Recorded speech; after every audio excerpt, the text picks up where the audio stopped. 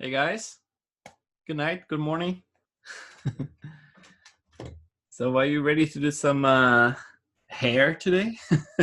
We can try. Um, so let me see what I have here. Let me share it first.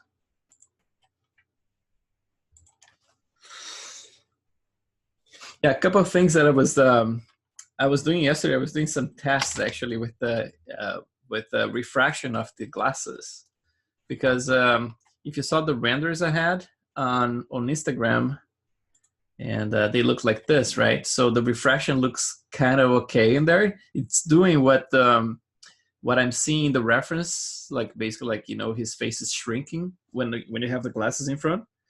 But at the same time, I'm actually forcing this because in terms of the how the lens was built physically, it's actually completely convex. And then to get that effect, of course, if you have a lens that's convex, the eye is going to do the opposite, right? They're going to look bigger. But I was looking at the reference and the eyes are looking smaller. I was like, oh, I don't even know how those lenses work. I remember seeing those things, of course, like studying in school and everything, but I was like, oh, I never paid attention like the structure of the lenses. And then turns out they have to be convex to create that effect. So, it's like in his case here, because his eyes are getting smaller, I probably have to make them convex. So I did a little test in here just to check it out.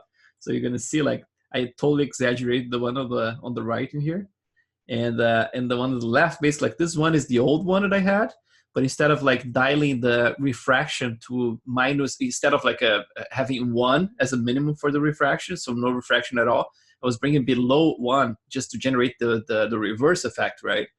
But then when you rotate around the object, it's like the refraction was completely wacky, wasn't working at all. So in this case here, what I did, I actually changed the refraction to something more normal, like 1.360. But then instead of like relying on the form being completely convex, I actually made it concave in both sides actually. And now I'm getting that effect. I'm getting the eye getting smaller, and when I rotate around, I can get like it's like the refraction making that entire section smaller. But it's interesting just like doing this kind of stuff. For example, like here, right? If you look at now you're gonna see a line going this way and the other one that way. So it's kind of like it's concave in both sides. That's why I'm getting that kind of difference. But then if you look at this guy here, you see like it gets thicker, right? So it's round and round the back as well. So that's one is gonna make it grow, obviously. So this is basically like the opposite effect. So that's the one I'm gonna go with to actually fix that problem I had with the eyes. And yesterday, Varuna actually pointed me to the Getty Images stuff, and we were able to. He found those ones and pointed me to find some pictures of Stan without the glasses finally, so he can see the size of the eyes and everything. And I wasn't too far off. I mean, like I had to do a little tweaking in the size of the eye in general, but in terms of the distance between the irises was kind of spot on. It wasn't too different from this. But yeah, so those are just like little updates of stuff I did yesterday night. But today we're not going to talk about this stuff. We're going to be talking about some XGen. And XGen is a blessing and a curse, because it can be buggy sometimes. It can get things can get very, very frustrating because sometimes you get into this mode that it gets a little unstable. And so you have to make sure that you're actually clicking the right things when you're trying to create something with XGen, because sometimes if you're sculpting in one layer and then you are supposed to be sculpting the other one, you touch one of those layers, basically like everything kind of explodes, and if you don't have it saved, it kind of like goes to waste. It's very weird. It has this bug, but we're gonna try not to do that. So the way you approach the hair, I do everything with the interactive in NextGen. I know some of you guys have more experience with the default, like the old way of doing it, that was actually using expressions and all kinds of stuff that can be very powerful. But the interactive to me has this more artistic approach. It's like everything is almost like grooming a real thing. So it can actually, it's like groom everything. You use the brush and change directions and everything. And the guides actually can really help you to establish like the main directions for everything. So you can use a few guides just to establish the directions and then go from there. So the way I approach it, there are a lot of tutorials on the internet you're going to find. For example, if you want to do like the hair, They just like select some faces on the hair, and then they basically like create a duplicate of it, and then they just apply the hair to the duplicate. But I try to actually keep this. I apply everything to the same mesh, right? Like I said, like I'm not animating, and even if I was, I think I would do similarly, because that way, if I update the model at any time, it's kind of, you know, it's gonna bring everything, you know, it's like can accommodate everything and adapt it. So so I try to apply everything in the same mesh. And like I said before, I mean, the mesh I'm using is always like not the super low resolution one, right? It's like one subdivision level higher. And in this case here, I have 69,000 polys. So you can actually, you know, we can have plenty of areas to select things. And the way I try to map this, I mean, like this is all a matter of preference, of course, but since it's the fly on the wall thing, that's how this dude here does it, which is basically like this. So if I have a face like that, normally like some of the guys I was sculpting before, they had like big sideburns, and I would consider those as a separate, you know, definition for hair. But in his case here, I'm going to consider it as a single thing because it's all the same length. It's the same character of the hair. So I'm going to start, for example, like from here, from the sideburn all the way to the beard below here, not a little goatee in there. But this entire thing is going to be like one definition. And then I'm going to separate this little goatee in here. Independent of the model, I like separating it because I want to have more control. And then the mustache is going to be another one. So this is like 1, 2, 3 here. And then when it comes to the hair, we're going to have a main one that's going to be the main definition. But then we have some other passes we're going to be doing, right? We're going to create some flyaways in the different pass and things like that. So sometimes I add like maybe 2 or 3 layers for the hair. One is going to be like these little tiny ones that actually blend into the hair. So just like blending hair, like some thin ones, really close to where the hair is. But there's like 2 ways I like to approach this. Sometimes I add like a definition that's just a simple one, that's just a blend pass, just to, you know, really blend the hair with the rest of the scalp. And sometimes what I do, I actually grow the peach fuzz. So I just like add the peach fuzz to the entire face. And then when I get closer to these areas here interactively, because you're painting everything interactive, you can actually just like increase the length of the peach fuzz and the thickness of the hair as well interactively, just by painting it with a very soft brush. And then you can get that blend as well. So it's optional how you want to approach it. If you want to do it like using the peach fuzz to grow in those areas and fill those gaps, or just like a different definition altogether. So altogether, we're going to, in the next couple of days, are going to be trying to address a couple of things. For example, the beard is going to be one definition, then the goatee another one that's just a little spot in there. It's useful because if you have other characters, you want to try to reuse some of this hair in the future, you know, to have this separate, it's kind of cool. So like 1, 2, 3 for the mustache, 4 for the hair itself, 5 for the little blending thing, and then 6 for the peach fuzz, right? So that's 6 just for the face itself, besides the eyebrows. And then for the eyebrows, I normally try to add at least another 2 or 3 definitions. So one's going to be the main hair definition, and then the other one is going to be ones just to add like variations for thickness and stuff. Although you can do this manually by selecting like a few of them and making them thicker interactively just by painting the thickness. I like having like the 2 different ones, and then one just for flyaways, right? Sometimes I do one pass that's just like the main hair itself, the thicker ones, and another one that's the blending stuff that starts like pretty far. So if you see the limit of the hair right here, I'm gonna grow probably like all the way up there, like just to have like something very thin that actually blends and it starts getting thicker as you get closer to the eyebrow itself, right? So altogether, we're gonna have a bunch of definitions in here. For the eyelids, I normally, like for all those models I have posted, I have them as geometry. So I have like them placed as geometry, so I can actually tweak one by one and place the way I want. But for the class here, I have to do some tests during this weekend before I show you guys anything. My intention is to actually try to groom them with the XGen as well. So let's see what kind of result I get, if it's better than the hand placement of stuff. So I might do that as well. But for now, we're going to just concentrate and try to get some of this stuff here. So I'm going to start with the mustache. And normally what I do with the with all the grooming, I try to paint like an area that's bigger than what I need, right? Because once you have that stuff baked in there, it's kind of like it saves that the definition for those specific faces you selected, and then you cannot add anything else other than those faces anymore. So basically, like it bakes in there, and then you cannot add anything. If you want something around here, you cannot do it. The way I normally do when I need to expand that, if I made a mistake like that, I actually transfer the definition. So I basically like export the hair and then re-import it back to the head, to the face itself, like the whole head. And then in that case, it just imports to the right space, but then it opens back, so it's not locked anymore to the faces I selected. All of a sudden, I can place in anywhere I want, I normally do by selecting because it's faster first, and then simply like assigning to the whole face and then having to erase a bunch of areas, right? So you just select a few areas. And yeah, and then if I need to expand anything, if I did any mistake, then I can just transfer this stuff to the object again, to the face again.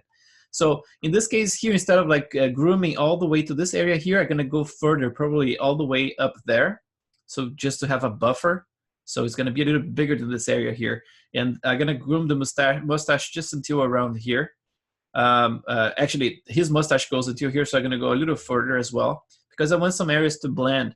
And like I said, when you are grooming interactively, you can actually erase things, just like paint the density, and then you can paint like the thickness as well, so you can make them fade. And then we're gonna start playing with the shaders as well.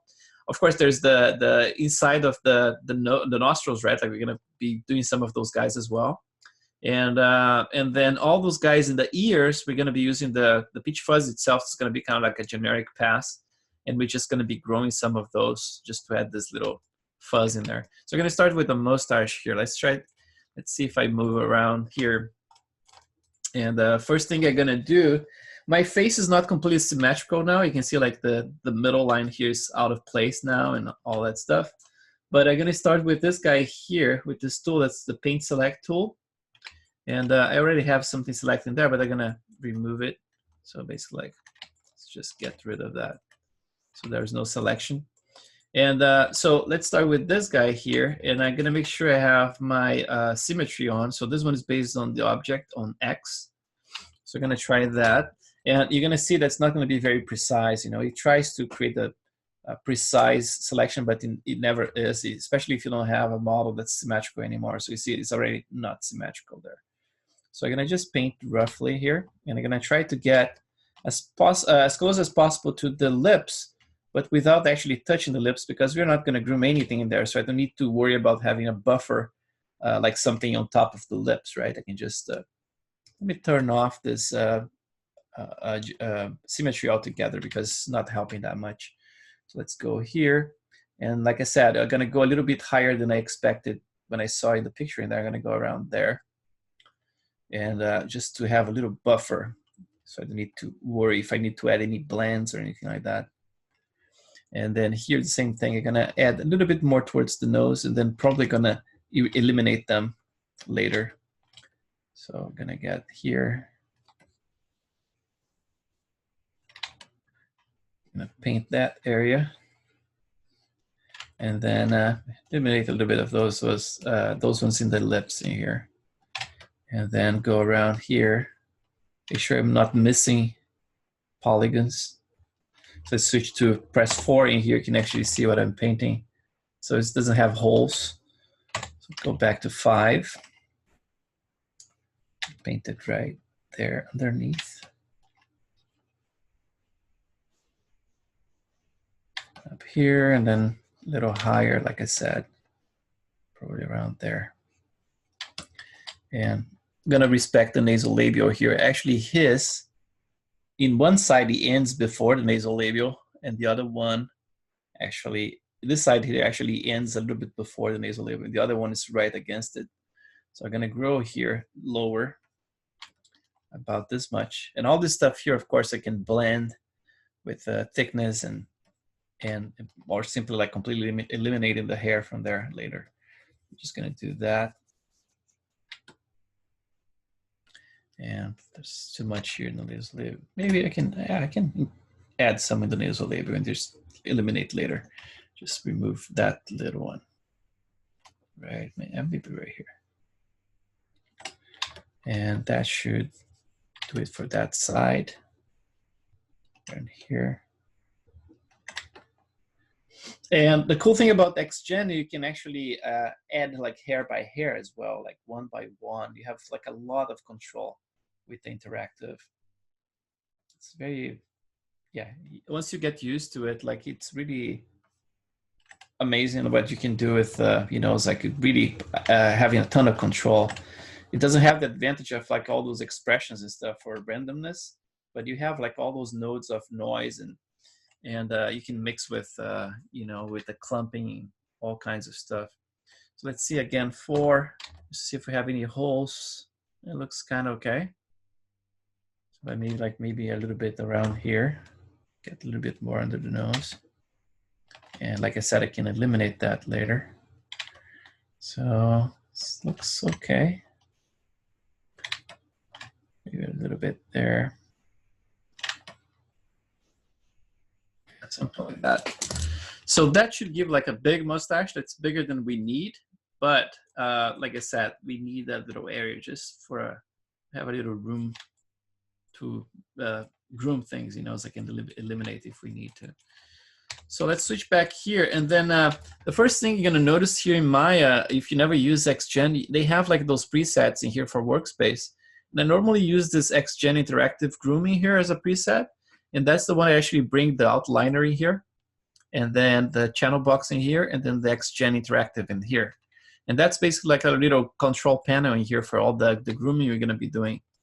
So the first thing you're gonna do, now I have all the face selected. One thing you can always double check, of course, you can go to your modeling editors under Windows. So Windows, modeling editors, and then UV editor. And just double check if you only have selected the faces you want, if something wasn't selected by accident instead of the mouth, for example, right? So if I have just the corner of the mouth in there and nothing else, then I'm good to go, but it's good to just double check. So the UV seem okay. So I'm gonna close it back. That one is actually hitting the nostril right there. Maybe I can just eliminate that a little bit. See, I can just deselect just those guys and select those ones back. So it's not like too close to the nostril there. See the other side. Yeah, this one is actually better. I can actually grow a little bit that area. I mean, I'm being too precious here because, you know, you don't need, yeah, it has to be like enough control, but I mean, this should be completely fine. This is what I have here. So let's do this. And now let's add some hair in here. So the way you normally approach this, you go here in your interactive groom editor and just click create. And you're gonna say interactive groom splines.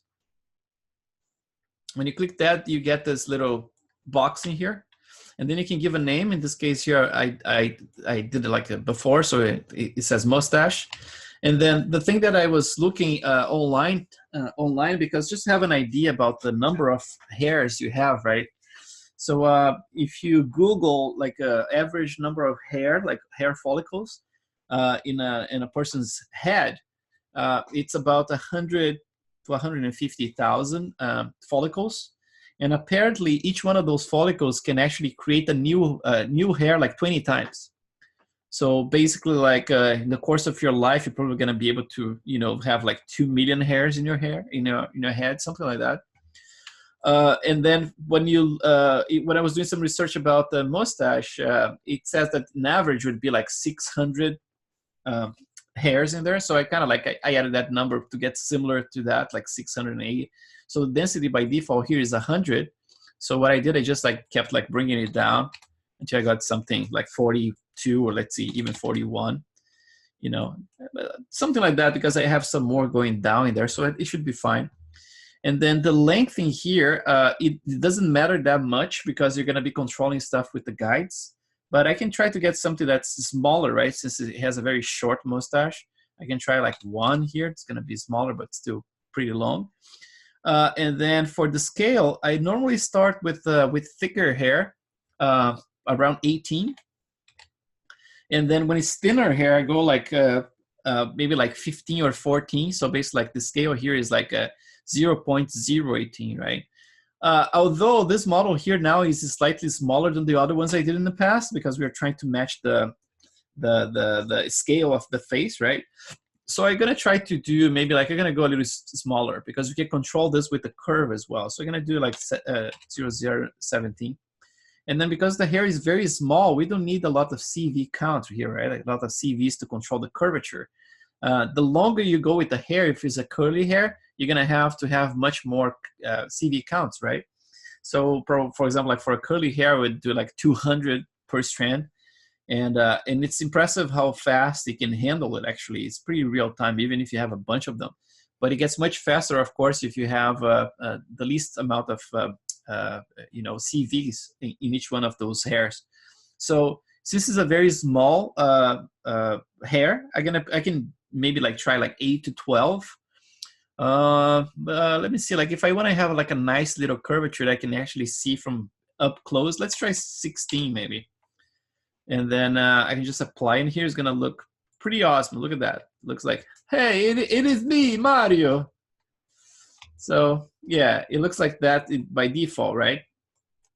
So there are a couple of ways like to approach this. One of them is actually to add the guides straight away and then control the direction and everything with the guides. But if it's something that's very small like this, like it's gonna be very short, you don't even need that. You can just like simply start grooming straight away from here, right? 600 even, it looks like I could have more actually. 600, I don't trust that's a good number. It's almost like I'm tempted to do more than that. Let's try 800. Let's try 800 because I'm like, let's try that, maybe something like that, like 45. That's more than that, like 50%. Oh, not 500, so 50%. Yeah, let's say with 800. And let's do that. So that looks more natural to me than 600. And then in this case here, the first thing you're gonna notice here when you expand, first he's gonna name for you like this little mustache in there, right? If you go to outliner, you're gonna see it in there as well. It's gonna be like, this is the little XGen node. It has a little X in it.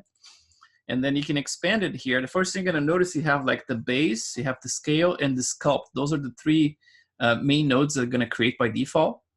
And then you're gonna have the tool settings in here, which is based like any of those XGen. For here, if you notice, you have all those tabs in here in Maya, right? There's one that's called XGen. This is the one you're gonna be using a lot. So if you click any of those tools, you see it's gonna change here. The tool settings is gonna change based on that different tool. Each one of them. Very fast here, like this one's gonna be the one I'm gonna be using a lot for painting the density. So more or less like removing or adding more hair. This one is gonna be like adding one by one the hair. This one is for length. So basically you're gonna be painting if you want longer or shorter. This one is for cutting. It's pretty cool actually because you can see interactive like in green. You can actually chop the hair at the edges and really cut it, which is pretty cool. This one we add or remove thickness, right? That's the one I use for using the pitch fuzz to actually blend, get a little thicker than that.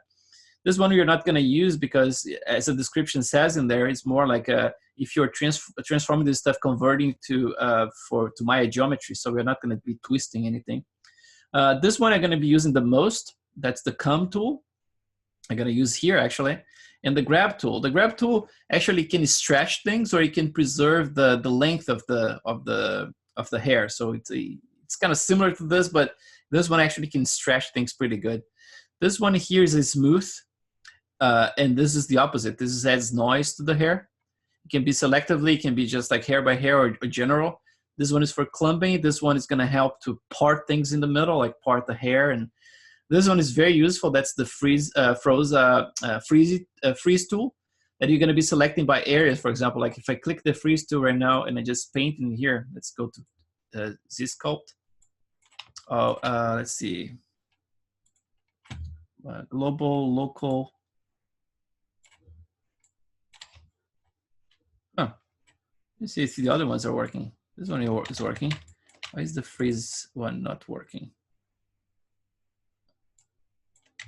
Oh, okay. So that's local right now. So if I paint with local, I'm gonna be pressing like a control here to paint it, and you see like it paints based on an area like that, right? So I'm gonna undo it. If I put local global, then it's gonna paint by hair. So like each one of them are gonna be painted at once. So if I have something like that, now everything I sculpt, this area is gonna be preserved. I cannot sculpt it, right?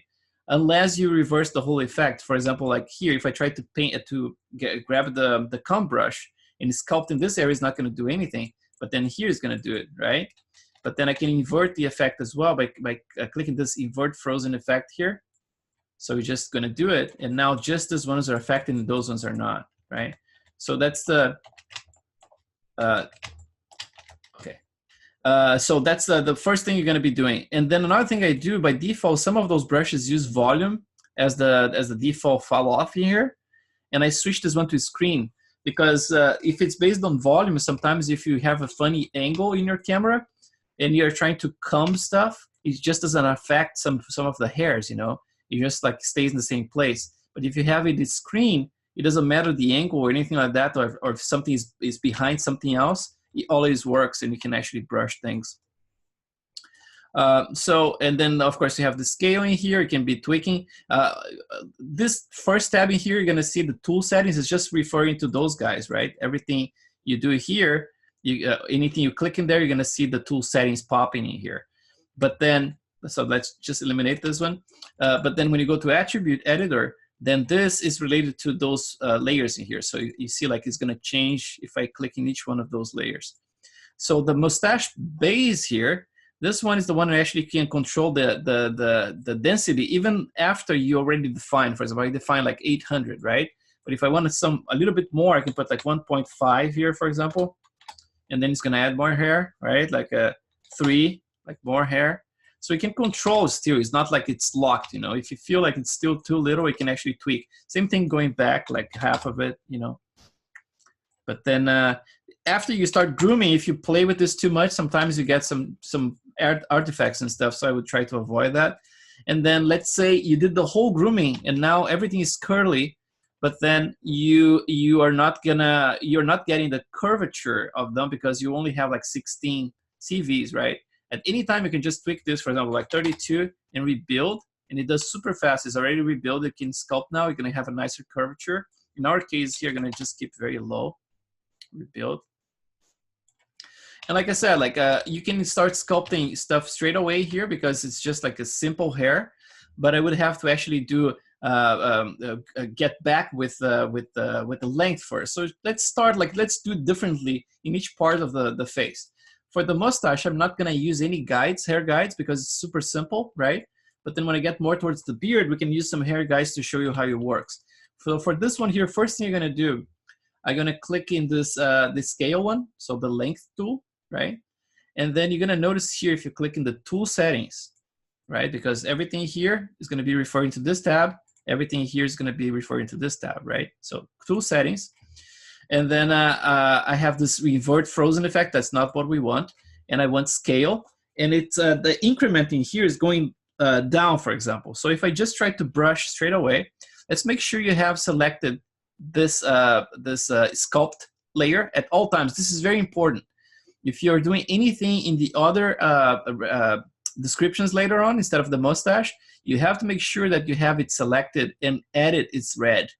Otherwise, it's not going to do anything, or you're going to get into that trouble of like trying to sculpt something that's in the wrong layer, and then things ended up like exploding all of a sudden, right? So I'm going to click in this one, just make sure I have the sculpt layer selected and edits on. And then just as a test here, so I have increment at minus 0.91, right? So let's try to use the scaling here and see what happens. So let's do in symmetry. So if you go and scroll down all the way down here, you're gonna see there is symmetry. And then you have the symmetry off here. You're gonna turn on, like, let's see, I don't know, world. It could be object, but I don't know if it's gonna obey very well. Let's try object on X, right? And then if I try that, let's see what the scale is doing at this point. So let's do that. So it's actually shrinking, right?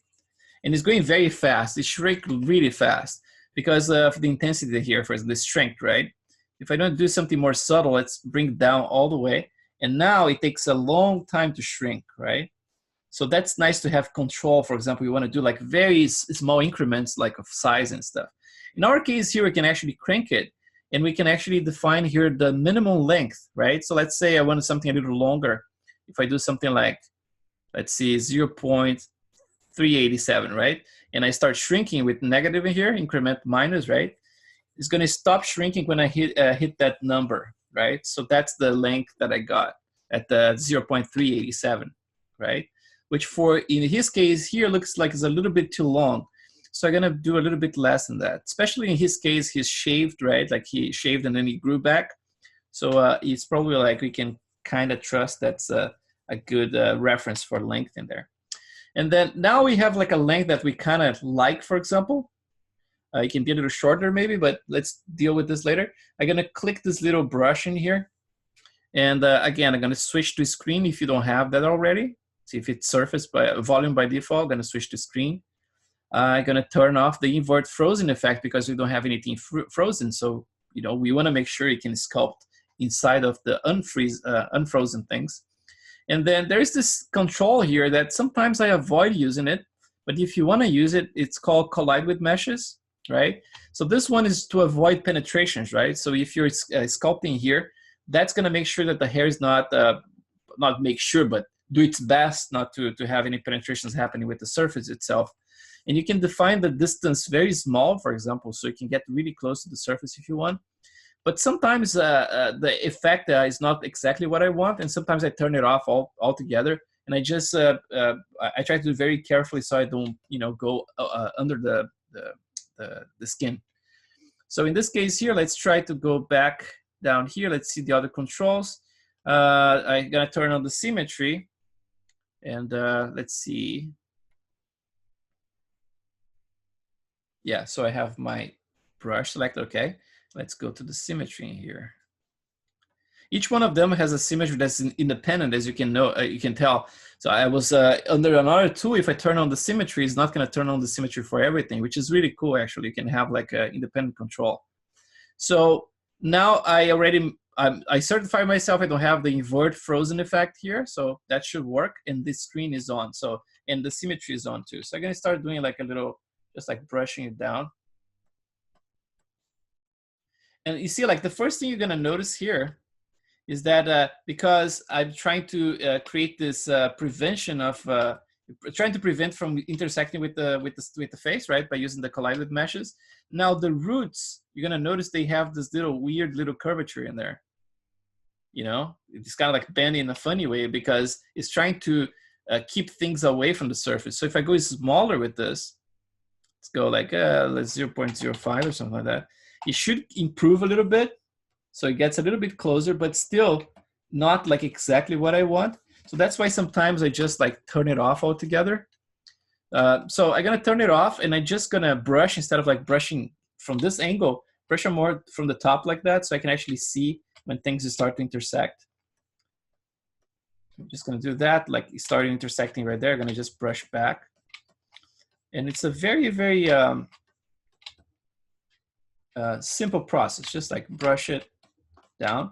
And it doesn't look like much right now, but once you start adding the other nodes, you can start looking better. So let's see. Right now we have all this hair in there. It looks a little funny, but we don't worry about that right now. And then what we can do here, we can do some, you can add some of them actually. Let's just like bring this one from the side. This brush is, you have a lot of control with it. You can actually really be careful with it, you know, and groom things like very naturalistic, you know. It's like if you spend enough time just like really brushing the right directions and everything. So now let's try to add some of them manually. So again, I'm gonna click that one, just make sure I have my layer selected. I'm gonna click this little guy here, that's the placement 1 by 1. And it has by default, it says interpolate. So let's see what happens if I click right here. So you see like it's adding the hairs, and it's adding 1 by 1, and it's following the direction. If I turn off interpolate, then it's gonna just shoot out like that, right? You don't want that. So if you already have groom done and you wanna just like make sure you're filling those holes, then you can just like click one by one like that, right? And make sure that you're filling up those areas that are kind of bald in there. So let's try a couple of them here. Make sure. And obviously, like in a real face, right, you're gonna, some of this stuff is gonna happen as well. You're gonna have some areas like with no hair whatsoever, and then some gonna have a little bit more dense.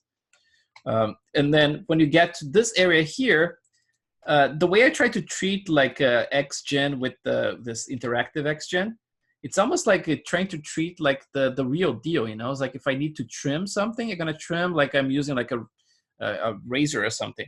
So if I get this little guy here, right, this icon right here, that's the one that actually is gonna cut everything. So when I approach here, you're gonna see the hair starts getting green, right? I'm gonna turn off my symmetry for this one. And I'm gonna see it's invert frozen effect, so that's not what I want. I want to be able to cut everything here, and then it's screen as well. And the cool thing about this is you can actually do the same thing I did before with the cut and keep a minimum remaining length. So for example, if by accident you cut something that got super small, it's not gonna go smaller than that. So for example, if I cut the hair right here, you see like it preserves the little root in there. If you put this one all the way to 0, it cuts all the way to the root, and then you don't see the hair anymore. But I want to keep something that's more natural, right? So if I just touch the hair right there, you see I'm just trimming just the tips of them. So it's almost like, okay, if this was in real life and I was trying to trim my mustache for an event or something like that, right?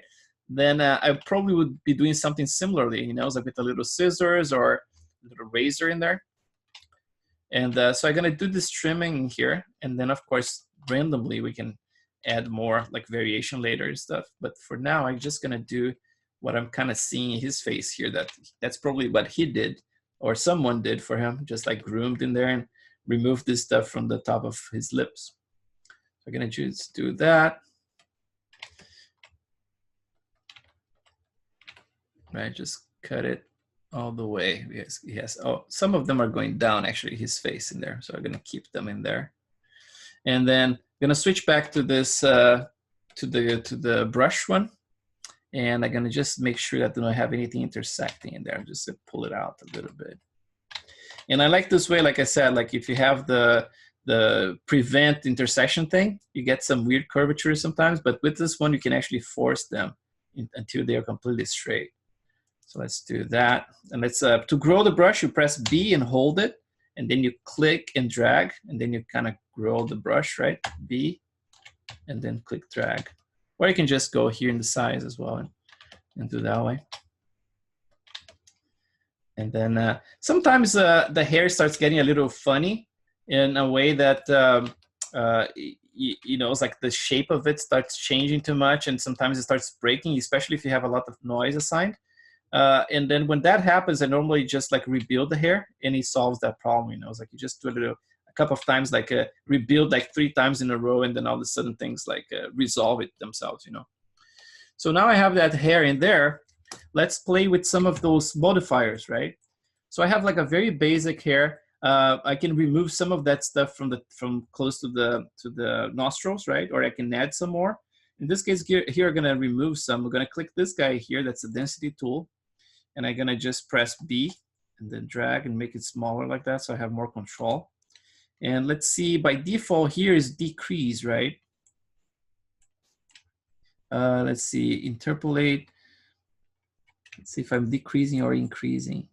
Yeah, it's actually increasing if I do that. So decreasing. I noticed this before, that sometimes, depending on the spot, it doesn't quite catch the hair that you want to catch. That one it caught. Sometimes you have to change the angle like that, you know, just to catch some of them. So it's a little buggy. So this one is not catching, but then if I change the angle, all of a sudden, like it's gonna catch it. And sometimes I'm not very patient with this stuff, and I see like, okay, that's not going away, no matter what angle I get. Then sometimes I just use the thickness, like the width, and then I just make them super thin and very small, or just trim it all together and make thin, and it kind of like just disappears in there, you know. But yeah, I wish it was a little bit easier to just like get rid of some of those guys, but sometimes it's hard. See, that one, depending on the angle I touch, it goes away, but let's not worry about that for now. I'm gonna do some fine tuning later. I'm gonna have to do this here though. I have to remove some of those guys. Let's just see if the fall off here, see it's surface, that's maybe the reason. Oh, but this one doesn't offer, huh, interesting. This one doesn't offer the option to have screen, it's just surface. Maybe I can actually tweak that. I don't know if I do something crazy like that. Yeah, weird. You really have to get like in a certain angle. So probably those guys here are just gonna trim all together. For example, like you can click this one here, right? The trim one. And I can just say like, okay, so the minimum length here, actually in this case here is gonna be cool because I wanna give the impression that he actually shaved. So I can actually just make it like very short. So let's try 0.2 like that. And let's try that. Yeah, so you're gonna get a little stubble in there. That's pretty cool actually. So let's leave it like that. It might be a little too small. Yeah, okay. So let's shave here. Let's see how far I have to go to get similar to what he has in the reference. So probably around here. We're shaving those guys. And then if you add more stuff with interpolation, of course, they're gonna respect the length of those guys in there. And it should be okay, actually. So yeah, and then if I don't want anything, then like I said, I can try to eliminate with the density brush. If it's not catching them, I just like make it super thin and zero, and then it just like disappears into the skin.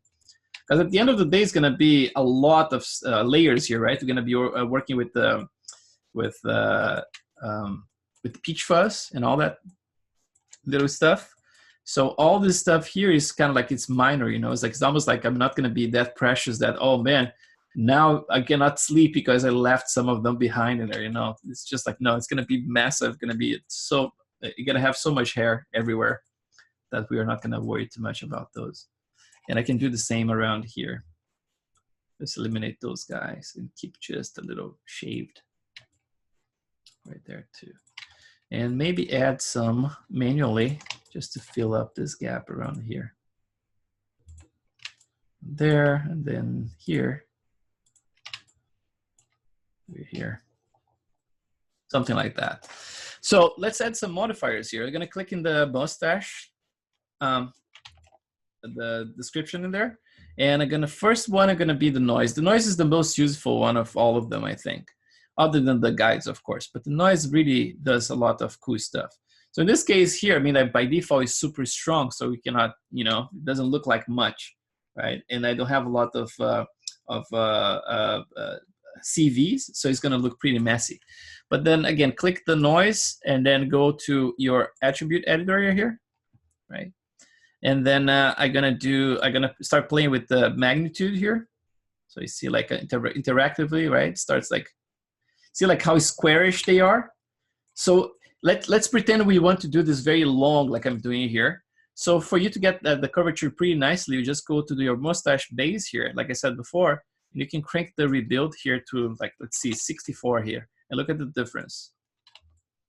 Now they're gonna be much more, you're gonna have more control, you know. At the end, I'm gonna go back to 16, but just to show the difference in here. So let's say noise here. So for example, the magnitude, now you see they are much more round when they explode like that, right? And you see like the magnitude is pretty high and then everything is growing here. But you have this slider here, that's the preserve length. So if you wanna make sure that everything is always the same length, you just keep this one at 100%. And if not, you can actually, everything is, you can add masks, right?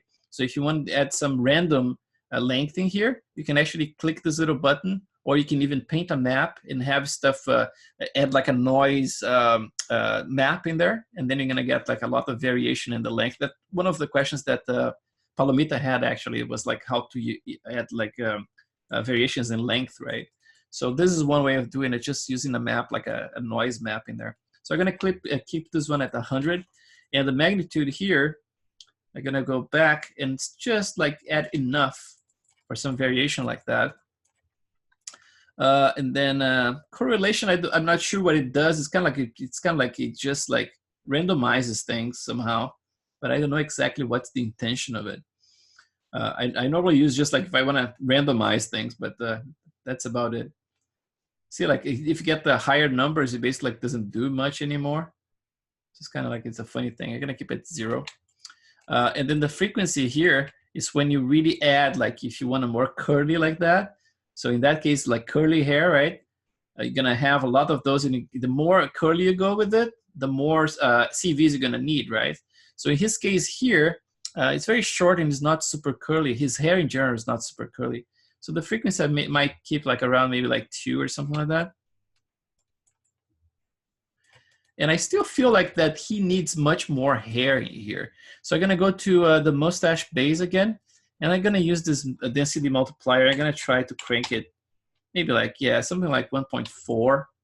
Because based on the reference, looks like he has more hair.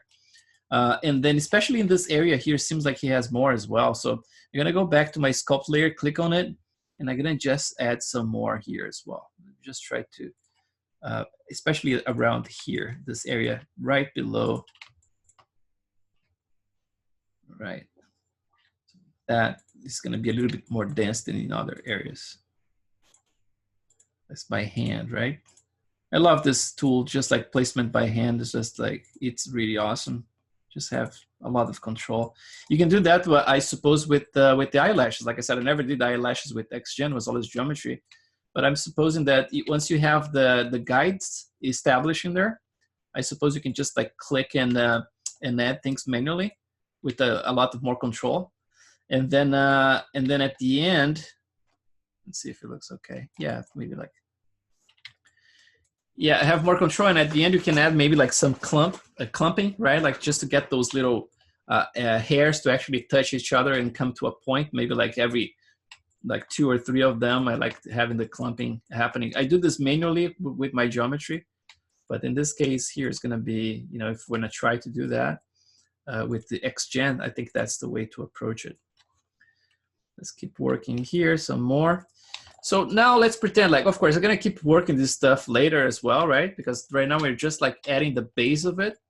So let's move to the shader, right? By default, this is the Maya shader for hair, right? So if I just click this one here, this little display hyper shade window, and let's just sample it. So basically, I'm gonna click the mustache, the top layer, right? Click that top layer, and then you're gonna click into, you can just say like graph, and you can just, Maya is thinking, just a second.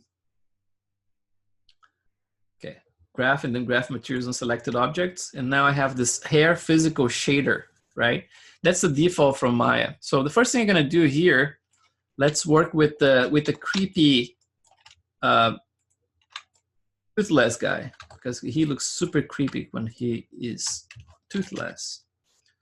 So let's do that. And also let's hide everything. Just keep the face. Hide that as well. So just the shell, right? And let's do like a quick render here so we can actually see what's going on. So Maya's gonna take a little bit to, just to calculate and come up with a little result in there. But let's just select this area right here. And let's zoom in and see how it's gonna render it. By default, this shader here, I don't like it at all. It's not it sounds like physical shader, whatever in Maya, but the Arnold shader, the Arnold version of it is much better. So I'm gonna switch straight away to the Arnold version. So I just wanna see how it's rendering now. About the thickness, it's like, see if the thickness is okay. It seems like the thickness is working pretty nicely already at 0.017, right? That's basically what I started with. So you see, like it's getting, like the thickness looks pretty nice. And I can tweak those things, of course. Like there's a control here I can show you. Let's switch back here. Let's pause it. And then, so let me delete here. Maya, when you have a bunch of shaders in there, sometimes you can eliminate the, the trash by just going to edit and then saying delete and used nodes. So delete and used nodes. So we cleaned up a lot of stuff for me. So here, I forgot to mention that, for example, here you see the hair is like it's constant width all the way across. But sometimes if you want to make it look like it's actually coming from the skin, it's like sometimes you want to cheat a tiny little bit of you know, it's like a little bit the width, a little bit thinner, close to the surface, and close to the edges, right? Like for example, the tip of the hair. If it's a hair that grew naturally, right, like over the course of a couple of weeks or months, you're probably gonna get it gets thinner and thinner, right, until it gets to a point. But then if it was trimmed like we just did, you expect to have it more square at the tips, right? So that's what the effect we are looking for in here. But if you go to your mustache, if you click the top node, so we see like this is the number that we established when we first created the description. That is 0.017. But we have this curve in here. That's the ramp curve, right? Which is really useful. So I'm gonna just switch straight away to spline. So click those little points and then switch to spline so we have more control and looks nicer, the curvature. So if I bring it all the way down here, you see like now the roots are disappearing, but the tips are very thick. If I do the opposite in here, the opposite, right? So the tips start disappearing. So this is very cool if you want to do something like the peach fuzz, for example. The peach fuzz, it's something that grew naturally and they just stopped growing, right? They don't grow much longer than that. So you can actually make them to come into a little point like that. But in the case of the mustache in here, normally what I do, I bring it down slightly right there. And then I create another one here, thicker at the top, right there. And then this one, the very root, I normally bring a little bit smaller. I know that's not what happens in real life because it's gonna come straight out of the skin, right? But I normally like the effect that gives me, you know, it's like just to have a tiny bit of that.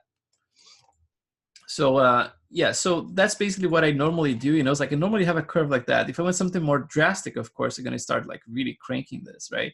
And especially true for hair, right? Like for the longer hair, that you want to create like a fall off that goes, you know, kind of like a little bit more like a longer, starts like the curvature looks, you know, if the hair is pretty long, this is going to be very thick for a long time. And then it's going to start like gradually getting thinner. So I'm going to just keep it around there.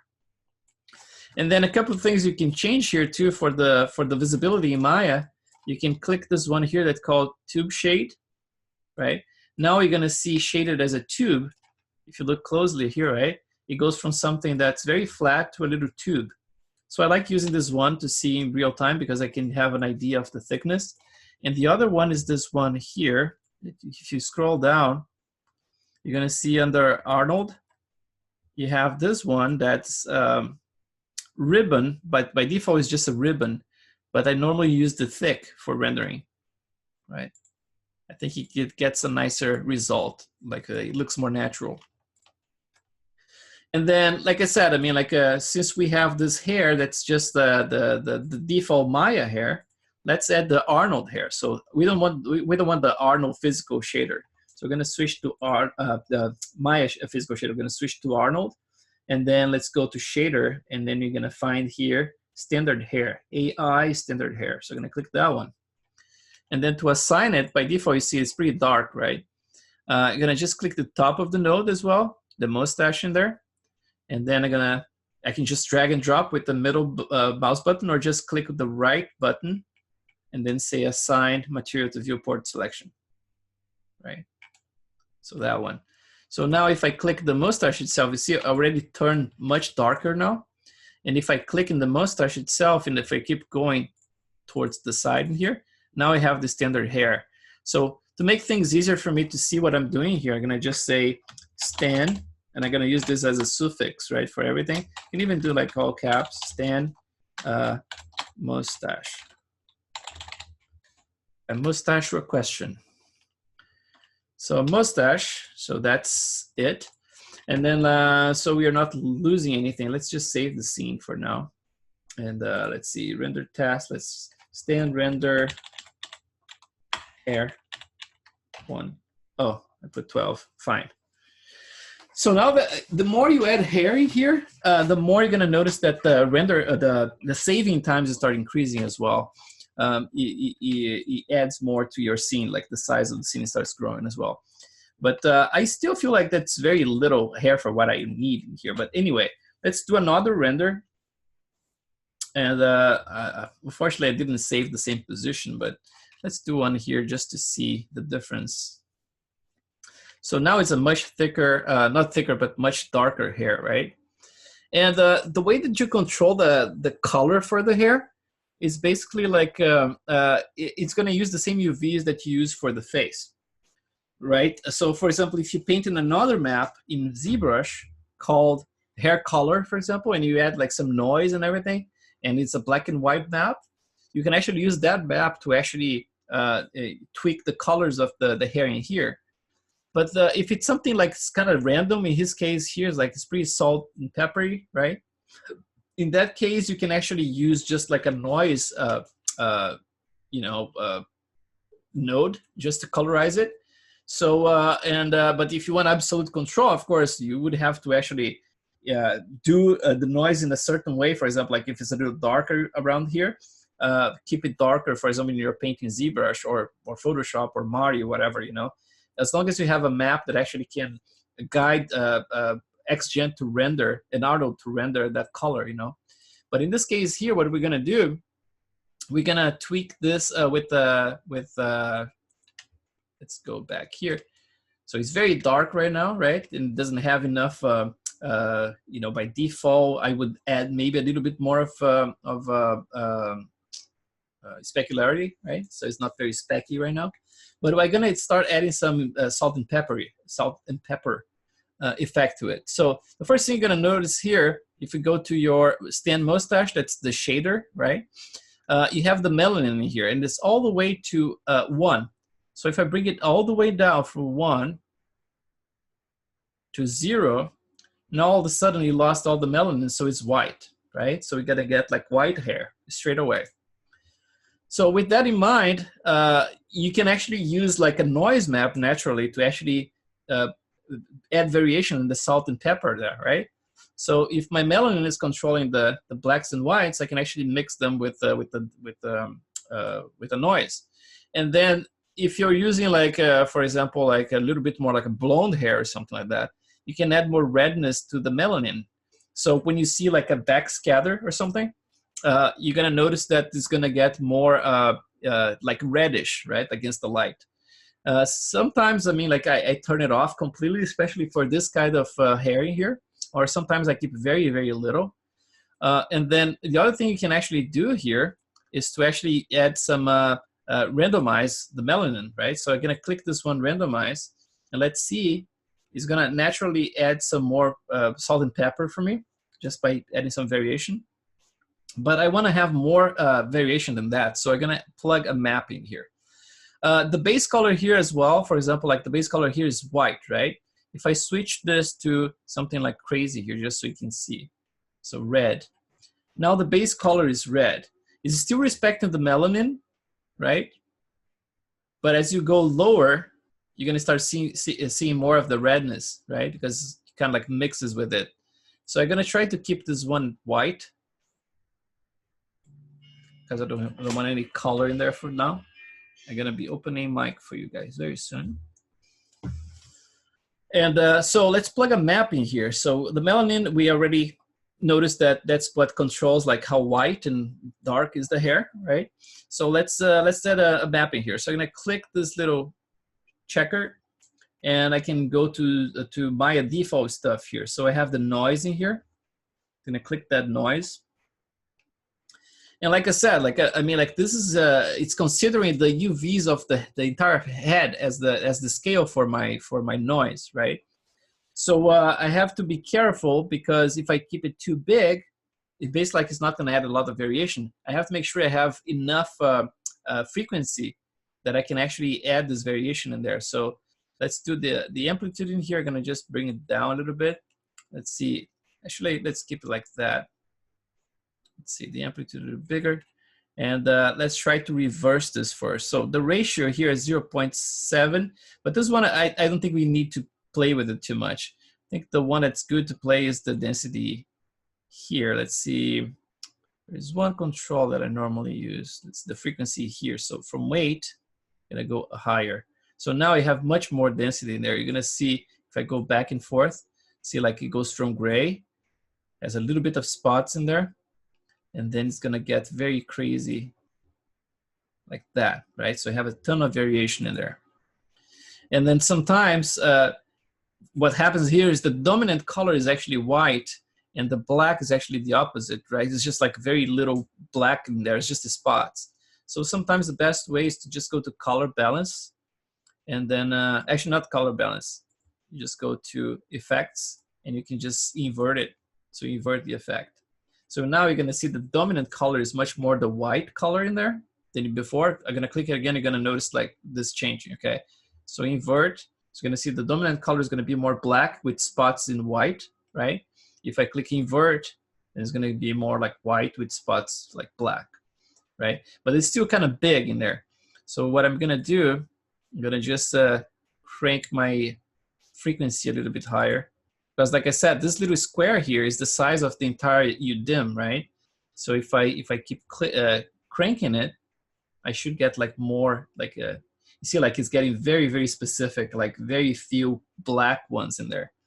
And obviously, if you don't want to get like full black, if you want just like slightly black, you can actually add some offset for your color. So here, let's see what happens if I do a color offset here. Oh, alpha is luminous as well. So now I'm starting to get a little bit less. Let's see. Is that the offset or my color gain? Let's see. Maybe the color, the alpha offset. Okay, yeah, this one. So now I get like, I can calibrate here and add more blackness, right? So I have like more of them being black. And then if I go all the way down, I have less of them. And then you can actually use this one here as well to, you know, to tweak that color from pure black to a little bit more like on the grayish side, right? So I can play with those values until I get something that mixes enough. So let me open the mics here for you guys. All right, unmute all. I'm gonna mute you manually here, and then you just mute yourselves if you're not talking. Yeah, feel free to ask questions, guys. So far, I think it's pretty straightforward, right? Like there's not a lot of complications here. We're not dealing with guides or anything. It's just a simple groom. But we're gonna be doing more complicated stuff when we get to the other areas for sure.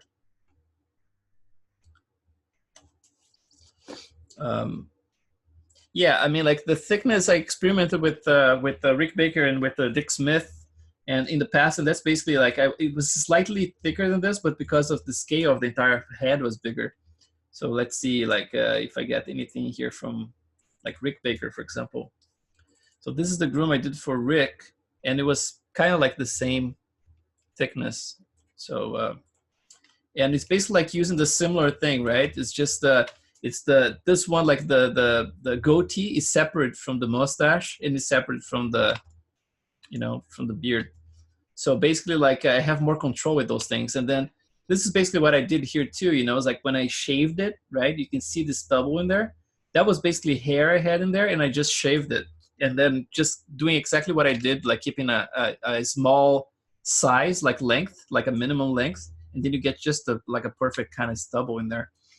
But this is like after a couple of passes, you know, like trying to get this slightly redness in the beard and this mix with the noise as well. Same way I'm doing just now. But then of course, like it's multiple passes. It takes a couple of tries to actually get something to look okay.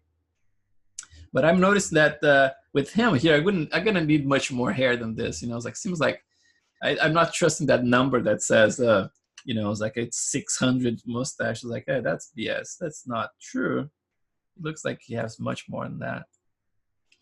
So I'm gonna crank that number here. Let's see, mustache base. Let's do like, I don't know, double? No, not double. Let's try 2 here, just to get more density. So it takes a second for Maya to actually reload that with the new setting. So sometimes it freezes for a second. So it seems like this one is starting to work a little better. If I click on the color here again, you're gonna notice that the alpha gain by default was 1, and I brought everything to 0.1. What this is doing is basically like removing the blackness, so the melanin is getting smaller, and I'm adding some offsets. Basically, like, kind of like trying to equalize the blacks and the whites, just using the alpha and alpha offset, basically. until I find a sweet spot. But if again, like if I find out that I need more blackness in one specific spot, I might have to paint a map, you know, it's like to actually drive that better than just simply using noise. And maybe even like painting the noise in ZBrush, you know, just like paint the noise like black and white just to add the salt and pepper. But let's see, like if I get like a full-on front shot here. Let's see. Front, let's get this one off. Let's try to catch this area here and see what we get so far. Just to see if we're too far from the result that I'm wanting. Let's go back here. Let's see, not this guy. And okay, like here. As you're gonna notice that his mustache is like mostly white with some hints of black in there. It's kind of like, it's pretty dark actually. I thought it was more like the variation wasn't too big, but it seems like it's fairly, a few of them are very black. So the way to just like limit the amount of blacks in here, it's by playing with the settings in the noise. So I can actually get something that's very, very just tiny specks of black and most of it white. But that's a matter of like just playing with that node. Just taking a little bit to render in there. That's the part like I wish my scenes could run with the GPU render, you know, because every time I try, they crash. Not crash, but I mean they refuse to go because of lack of memory. And I think it's because I'm using all this like multi-maps, like a bunch of UDIMs, you know. If I had just a single map, I think with a decent resolution like 2K or something, it should do it for me. And it's funny because Arnold has this setting that for the GPU render that is supposed to switch to CPU if it gets in trouble, if it runs into any trouble. But it doesn't work for me. I mean, it simply stops rendering altogether. So it's just like a beta version. So I hope it's going to get better as they go, you know, refining that stuff. Oh, and by the way, this thing here, for example, you're going to notice the colors. They're very bland colors because that's exactly the map the way I left when we painted everything live. So it doesn't have a ton of variation in the skin just yet. But in my Instagram, let's see, Instagram, when I posted yesterday, or actually this morning I posted, I used one of those Instagram filters.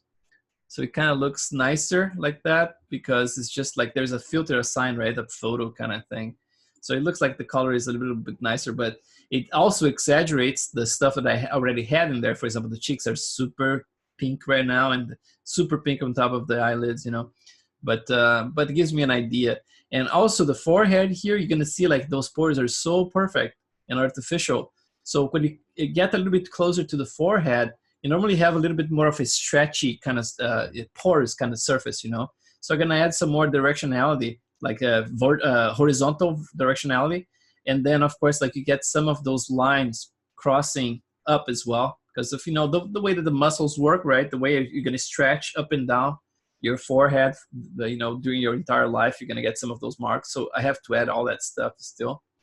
But it's cool to just see it. Yesterday, I actually tweaked this entire area on the side here.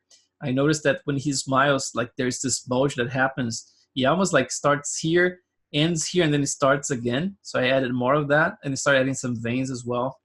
And especially now with the reference without the glasses, I actually can see that the eyes are a little bit bigger. So here he's already, you know, with bigger eyes slightly. But yeah, it's fun. Yeah, it's rendering. You see, already has some variation in there for the salt and pepper. And all I'm doing here is basically just modulating the melanin, right? Like I'm not even playing with the base color. It's just the melanin. Sometimes if you want to reinforce the effect, sometimes it's good to, you know, play with the base color as well. But in this case here, I don't want to make extra black, right? I'm kind of like I'm just keeping black, but, you know, mostly white. But you see, like I still have too much black in relation to white in here, so I'm gonna have to play with the settings of my noise. But I think like, is this like a good starting point for you guys? I mean, like if you're doing someone just with the stubble, for example, right? I mean, like there's not a lot like a mystery in here, right? Other than the thickness of this, the hair, I believe that would be like a tricky one to nail straight away. But I'm giving you a value here that actually works okay-ish. You could experiment maybe going a little bit thicker than what I have. So maybe like the original number I gave that was 0.018 would be kind of like a number that might work fine. I might have to revert to that. But so this is going to be the easiest groom, I think, for this guy because, I mean, like everything is so short, right? It's going to be slightly longer in here.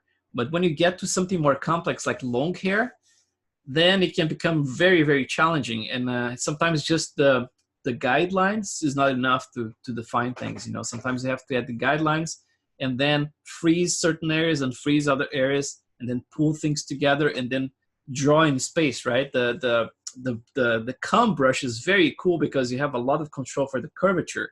So you just grab like the tip of the hair and then you pull it in space. You can actually style like it kind of like an S curve. It works very nicely, actually. Any questions so far about the grooming? I have a question. Yeah. Say you wanted to just add some like random white hairs. Like say the guy is in his early 40s and he's only got 4 or 5 white hairs. Sure. Yeah. Would you do another layer? I would probably create another definition, yes. I would create another definition just because I normally already do this. I create one that's just for flyaways, like for example, like for eyebrows and then for the hair itself. And then if I have to do another one, just a little definition, just to add specific ones, I would do that. And then I would just crank all the way, make completely white, and then have absolute control, you know. I might do this for this area here that I said before, like I have some more blacks in the middle. Just like, you know, as I create another definition just for those extra blacks and then do that way, you know. And another question I have is in the case of a hat, would you do the hair underneath the hat or no? That's a good question. I mean, like, it all depends, right? Like, you're going to do like, it's a still, right? The one you're doing with your guy. Yeah. Although it's a still, I mean, like, it's not like you want stuff to go to waste, right? If you're working on the character, it would be good to actually model his hair and then have like his full hair, the way the Clint has it. And then just for the purpose of rendering the still, then you can go there and you can actually groom it. You just like shave it or something, you know, remove it just to avoid penetration and stuff, so you don't have to deal with it. But I would actually groom his full hair first and then shave just for the still. Okay. Yeah. So I guess you would probably make in his case, you would probably make your hair regions based on also how it's going to be used, not just on how you're combing it, because I assume you're going to do like the sides of the hair in one piece and then the top of the hair in another piece. Yes. Yeah, like I said before, for example, most of those characters, I have it separate, right? Like I end, let's see if I can show you here. So I end the groom around here where the glasses are, right? So from here up, that's one definition. But then I normally have like the sideburns, for example, in the case of Rick Baker, he had some long ones. And in the case of Giger as well, has some long ones. So I have those separate. And then the beard is a separate one. But in his case here, I'm going to keep everything intact until here and just separate right there. But in your case, if you have like the head in there, you might want to plan that, you know. I don't notice like, I never noticed like anything about adding too much more memory when I add the new definition. It's just a nice way to just keep things organized, you know. So I would just like see where the hat starts and maybe like trim right there and create a definition for that. And then from that point down, it's another definition so you can actually shave easily. But it's really up to you. I mean, even if you have the whole thing as a single definition, just by following the contours of the hat, for example, if you go inside of the geometry in there, you can see where it starts going under the hat. And you can actually trim that easily, you know, just like go with with the cut brush or something like that and just trim it. Yeah. It's actually it's quite simple to do it, you know, like it's just a matter of like really it would be really a shame, you know, it's like to model the likeness of the guy without actually fully grooming him. Yeah, because you can use in other shots, you know, you can a couple of months later you're gonna be like Make My Day, right, and do the other movie. There you go. I can just do all his movies. Yeah, exactly. Yeah. Nothing goes to waste, man. That's why I try to reuse stuff, you know, from one character to another. If it gets too stretchy and I have to trash it, I don't care. I redo it. But if I can use anything, I just reuse, because I mean it's all good. Yep. So you see, like I just did like this was very quick the way that I trimmed it and add the hair and everything. So for what it is, I already have an idea here what I need to do. You know, that's basically like I'm gonna have to go more white than black. And at this point, it's kind of like it's almost like half and half, and I'm gonna have to have like probably like I don't know, like 80-20 or 70-30% percentage, and so that's gonna be like what I'm gonna be doing next. But I also noticed that the hairs, they could be slightly thicker, and I don't know if it's like just thicker or is overall more dense, right? Because like I said, I mean, like if you search like the interwebs, which is like the place of truth, right? You can trust everything you find on the internet. You're gonna see like the mustache is like, I don't know, 600, you know, hairs. It's like bullshit. I'm already like, I don't know, like 1,000 and something here, almost 2,000, and still looks a little, you know.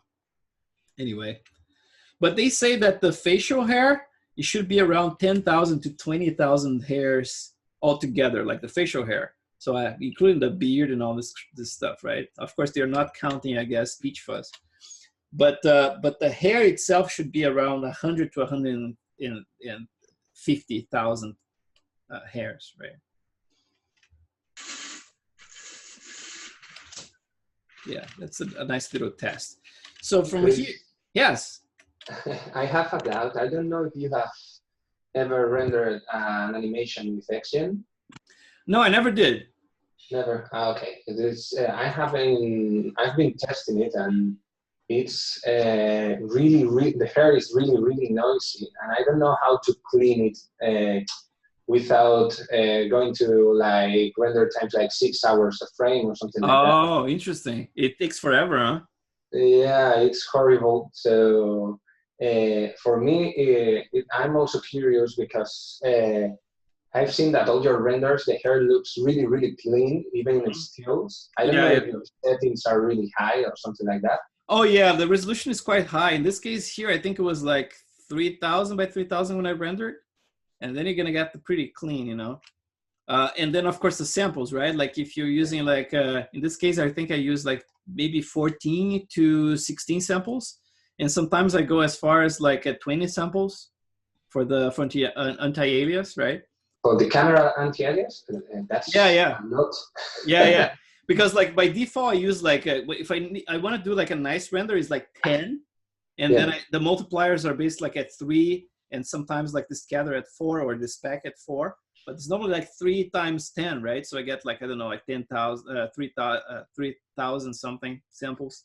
But if I want something with high resolution, I can go as far as like 20, you know. It's like, I would say like 14 to 16 is more likely to do like clean renders. That's crazy. And the diffuse spec and subsurface scatter, all that sampling is it 1? No, I have everything set at least to 3. Okay, and your render times are? Yeah, so like basically this is what I rendered just now, right? So like this entire scene here is rendering about, I think it's like 50 minutes for 900 by 900. So 50 minutes, less than an hour, right? But okay. I don't have all the maps plugged or anything, but let's see, like my render settings right now, they're not crazy, but they're not super low. So we see like I have, okay, diffuse at 2, but then I have spec in transmission at, transmission I don't need 4, I use 3 here. But normally what I have diffuse at 3, and then 4, 3, 3, something like that. And I have at 10 here. So the number of samples is about like 3,500 and maximum of 5,600. But then if I'm just doing like some renders just for testing stuff, sometimes I start here with 6, right? Something like that. but I don't go too low because I don't want to get like super noisy. You know, I want to see, especially if you're trying to render skin. It's very deceiving because sometimes you have the camera anti-alias like at 6, for example, or even lower than that. And then you get this very interesting speck that almost like it's a diffuse speck in the skin, right? And as soon as you start cranking the anti-alias, that's refined. It's refined, and then you see like the stuff that looked that it was a diffuse speck before, it starts getting super sharp, and then you get this almost like a glassy kind of reflection. It's like, wow, I wasn't expecting that. And it's basically like it's just the low samples are basically creating this spray effect. When in fact, like if you crank the anti-alias, you're gonna notice that it's a much more glossy surface, you know. So that's why, especially with skin, I want to make sure that I have the right result. Because if in the case of like rendering something with the high resolution later on, especially like those renders like 4,000 by 4,000, I want to make sure I don't have like the wrong impression, right? Something that I plan to do like, okay, like, I think I didn't go that glossy, but then you crank the samples and I was like, fuck, that's so glossy. Yeah, so. It's really crazy because it's funny because I guess you guys at ILM are used to crank the sampling like really, really high because you have the tech to render that kind of stuff. But it's funny because I have a small studio here in Madrid, and using that kind of sampling is like crazy because our render farms are like tiny render farms, you know? Yeah. I'm telling just right now to my partners that because we were getting crazy in the studio because we have a lot of noise always with Action. I was like, okay guys, I just found a solution. I asked Kris what's the sampling that he used, and he told me that he used like in camera anti-aliasing, and the guy who's the render wrangler, he told me, okay, you need to buy like 2 million computers. You want to render that. No, you see, like, for example, like those render shots, like I'm not rendering like HD, right? I render like for Instagram, that's like 900 by 900, which is like super low, but it's not like a high resolution. Yeah. And with everything considered, like with eyes and everything, at the point I am right now, it's less than an hour still, you know, to render with all those samples. So yeah, I try to do that so I have like those clean renders, you know. But if it's something just for me to test, let's say I'm testing just like the color variation of everything. If the color is working, like just diffuse channel, right? So I'm not gonna worry too much about cranking specular or anything like that. I'm gonna keep it pretty low. So it's just like as I go, right? But in this case here, I wanna see the skin. How is the contrast between the skin and the beard at this point? You know, it's like if it's something that's gonna look natural. And then that's why I kind of keep it higher than like that. But definitely like for tests, you know, it's like if you wanna keep lower than that, by all means, I mean. Okay. Thank you so much, Kris. Sure. Oh, and I mentioned my machine, right? Like in the group. I mean, like it's not a super fancy machine. I mean, it's really good in terms of spec, but in terms of price, it was super cheap because it was a used machine, like $1,000 machine. But it has a 32 threads, right? 32 threads, like 16 cores, 32 threads, and 96 gigs of RAM, but it's definitely a used machine. So let's see, since we are here, let's start doing some grooming so we're not like, I'm not wasting time. Not like talking to you guys is wasting time. That's not what I'm saying. I'm saying just like, I'm not just looking at it like I'm doing right now, just looking at it. So the first thing I'm gonna do here, before I go back and tweak that color, right? I'm gonna start doing some grooming around some other areas. So the first thing I can do, I can just simply hide this entire thing so I'm not confused by it. And let's do some grooming in the nostrils in here. Well, actually, something we see more, like maybe like the little goatee in here. Let's do that. Let's paint this. Let's see a picture of the guy. Rick, you go away. So here, I cannot see that much. Let's try that. No, not that guy. Let's close it too. This guy here. So it's pretty simple groom, right? It's almost like I could use the same grooming for mustache in this area here, and just shave around there. But like I said, I like keep things separate so I have more control. So let's just paint this around here. Let's turn my symmetry. No, symmetry can be off, fine. Let's paint it here. And again, I can go a little bit higher and just like eliminate some of that stuff. And if I can't eliminate, I can just, like I said, like make it thinner. So I'm gonna grow it like here, make a like nice triangle. And bigger than I expect, actually, bigger triangle. And look, I kept all that stuff. So let's just switch here. Let's make sure I eliminate that. See, good. So go back here. And then I can extend this area actually a little bit towards the chin. And then this is gonna be all covered with the rest of the hair, but I can actually groom this guys like in fading down. And because in the reference here, as you can tell, he has some hair apparently on the sides in here from the shaving. So probably around here, not so much, but this is all shaved hair for sure. So I'm just gonna add all the way across and then I'm gonna shave it back because I wanna get that same effect, right? So instead of like just being economic about it, XGen is so nice because it lets you do a lot of stuff. You can fill up the entire face with peach fuzz and have all the hair and everything. And this is still pretty interactive, you know. Of course, it's gonna depend on your machine, but at least my machine here is pretty sweet so far. But of course, like if you're trying to add animation, I've seen some, I think Marco Di Luca, he was doing some stuff, like some tests with the flipping around the viewport with his model, and then you can tell that's slowing down a lot with the XGen in place and trying to animate with the XGen. Because I mean, like every time you change anything in the model, it has XGen, it has to recalculate everything. So it's definitely slow. So let's say like his goatee is something more like this. And I can even go as far as down here. And then, like I said, I can eliminate this stuff and turn everything into little stubble or completely invisible if I really shave all the way to 0. But I really want to make sure that I have the room if I need to grow anything. Because like I said, if you don't have enough area selected, then you're going to have to transfer the hair if you need to add anything more. But if you have enough area, then you don't need to worry about it. Something like that. So let's grow something here. And I'm gonna start with the same shader for the hair because it seems like it's the same as the mustache. It's very similar.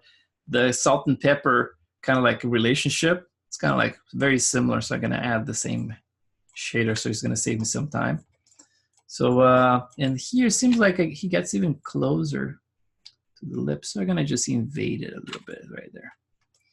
And let's do another one. Create another definition. So create interactive. And then this one is going to be the goatee. And the density here, I can make it smaller than that because actually not that small because I'm actually extending all the way. So actually crank this one because I had to crank it anyway. Let's see at 100 how many I get. No, not 1,000. 100. Might be too much, but let's do it like that. And then the length, I'm going to start kind of small. Let's try at 0.5. And the thickness, let's keep 17 for now, 16. Let's do 32. He has a little bit more curls. Let's do that. Cool. Done. Don't need to groom anymore. It's all good. So same deal here. I can, simply groom it because it's very short. So I'm not gonna worry too much about it. So I'm just gonna go to the sculpt and you see like I have that one edit on. If I try to do anything here with this selected, it might explode. So I'm gonna click this guy here and make sure that I have it selected. And I'm gonna, again, save this as, actually gonna rename that one to 1 because that's what I had to do before and I forgot. And then this one is gonna be 2. Save. Saving time should still be fairly small, but it's gonna grow as we go. So I have my symmetry, gonna press P, drag, get bigger like that. And let's do a little shape in here. Shape it down from this angle because like I said, I mean, if I do from the front, it's gonna start basically like crossing the surface, right? So I'm gonna make sure that trying to follow the normals in relation to the the surface. Do that. And here's going to be basically like, it doesn't quite matter in this area because I'm going to shave them to almost like nothing. So I'm not going to care too much. But when I get to this area here, I want to make sure that I have a nice, you know, going down like that. And then I can turn around and just go slowly. And I might have to make them a little longer in this area, but it's all good. It's all easy to do. So now I have this entire thing. Let's start like trimming some of them. So I'm gonna get to this guy here, the trim tool, right? And I'm gonna define again the minimum under tool settings here, the minimum length, that's just like 0.020. That should be enough. So I'm gonna trim this entire thing here.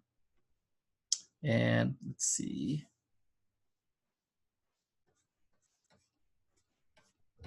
So just get the stubble in there. If I need to get a little bit longer, I can do the same thing, just like make that value a little bit a little bit bigger.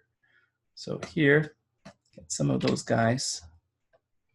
And then when I get here, instead of shaving, let's start.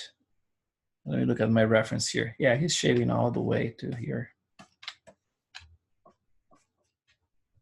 Let's try that. And then when I get here, we start like actually blending those things. So let's try pulling things in first, or towards like a point like that. From the top, and then from the side. So those ones down here, they're gonna start blending. In this case here, it seems like it's a little dense for what he has in there. So I can, at any time, right, just go to the base in here, go T base, attribute editor, and then I can just say the density multiplier here. Let's try 0.8. So I get less of that. Looks more natural. And then I can start actually, you know, even if I want to play with the thickness of those things right now, I can actually click this guy here, like the width brush, and then I can go here under the tool settings, and I can say, let's see, it's global right now. The increment is like positive, so it's gonna, if I just do it in here so you can see it, it's gonna increase a lot, right? It gets very thick like that. That's not what we want. We want to go down, so basically like minus. And then if I want to do this slowly, you can go like the strength like much smaller like that. And there's a minimum width here that's at 0.2.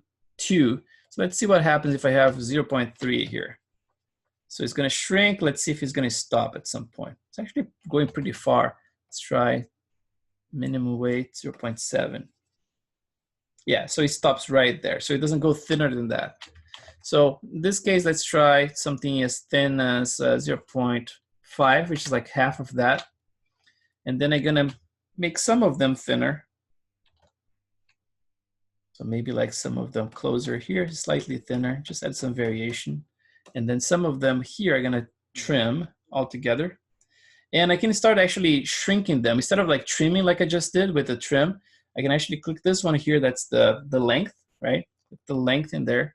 And then same deal, I'm decreasing the length. Oops, not this guy.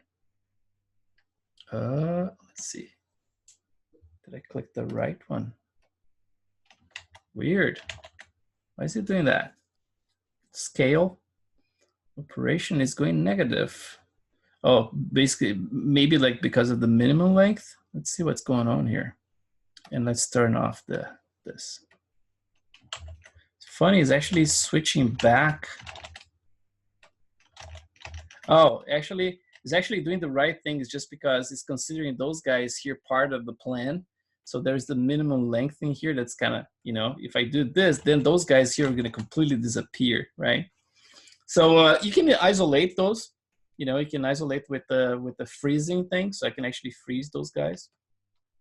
Let's try, let's see, paint, global, local.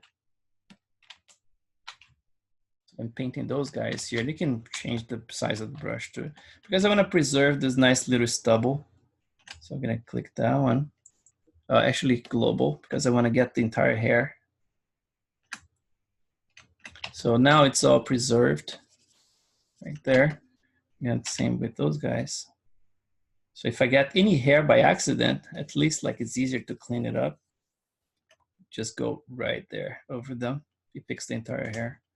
So now they are kind of isolated, and now I can go back to my length and turn on my symmetry again. Okay, so now it's better. So now I can trim some of those. It gets a little smaller, still too strong. Let's try strength at 0.7. And then when I get to this area here, I'm gonna do the opposite. I'm gonna just grow them. I can either like change the increment to positive in here, or just press Control and it's gonna reverse it. So now it's making longer with Control.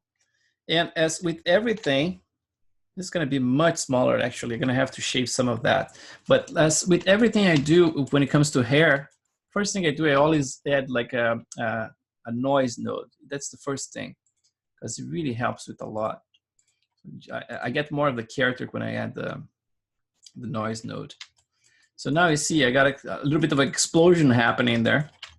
And then we're gonna see what's causing it. So the first one we're gonna do, we're gonna preserve the length, right? To avoid that. And the magnitude here is pretty strong right now. And the frequency is a little bit strong as well. Now there is one thing here. Let's try to mimic what he has in the picture in there. That's kind of something like that. That's strong. But you see, like those guys got all messed up now. So let's try this just as a test. So let's go to goatee base, and then I'm gonna scroll down here, and then I'm gonna rebuild this.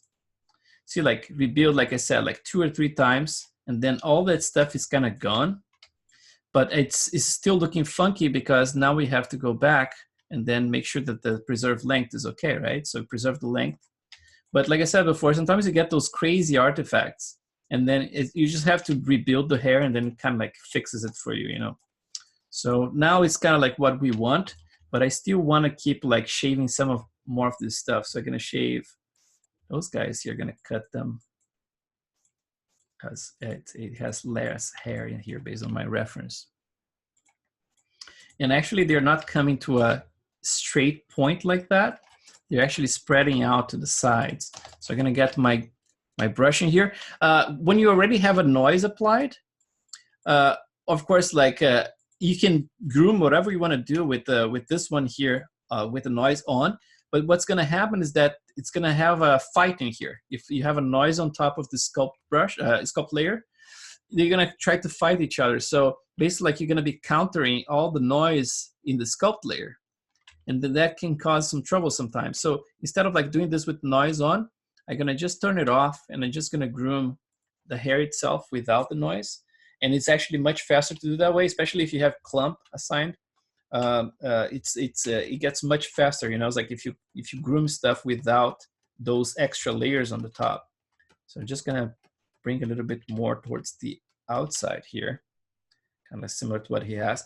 And I mean, like if I'm having trouble with the directions, I can always add some guides. But in this case here, it's not going to be necessary for the face, and then for the hair and eyebrows, we're going to be using guides, that's for sure. So I'm going to be setting them up and doing a little bit of working during the weekend, and just like going through the whole thing, to a whole process with you guys on Monday. And in the meantime, you guys are going to have plenty of time this weekend to do whatever you want. I mean, like if you want to do some more work and try to get stuff more up to speed, it's up to you. But like I said, we don't have assignments, you know, so it's really up to you guys. But I for sure going to be doing work because I really love doing this stuff, and I always learn something with those new models. So I'm going to definitely be doing some work. Okay, so I believe that we can add some more length based on my reference in there as well. So I'm just going to get to sculpt. Don't forget to click, right, the node, or at least the top. But I normally click the node itself. And I'm going to grow those guys a little bit with the length. And then if you're growing them and you notice that they're getting too curly, maybe you have to tweak your noise, right? But in this case here, I think the problem I'm having is just like it got too long. And this entire area here in his face, it's actually much shorter. And it's a tricky one because It might be completely like non-existent, or it might be just short because someone trimmed for him. You know, you never know what actually happened in there. But yeah, I'm gonna try to do that visually.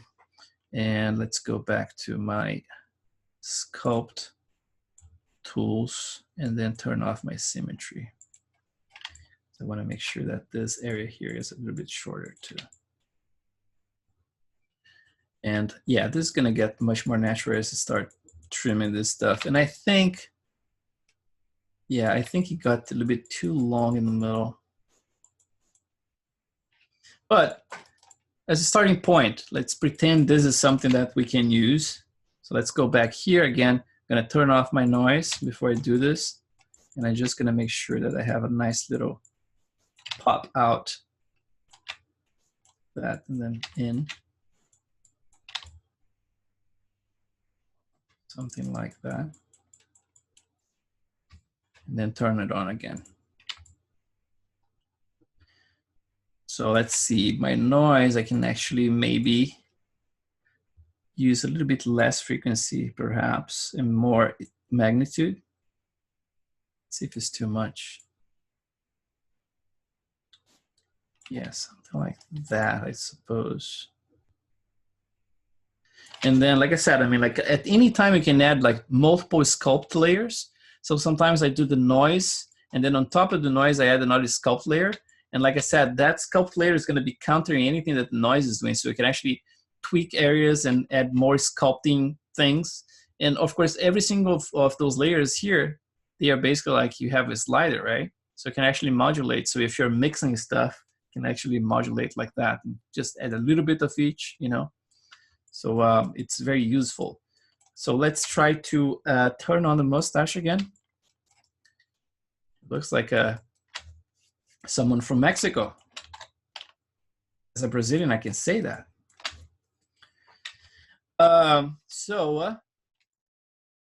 Let's try to add the same shader. So let's select the mustache, and I'm gonna sample it here. Graph. So stand mustache, and I'm gonna use the same for the goatee. So I'm gonna click the goatee, right click, and then assign material. So now they're both the same.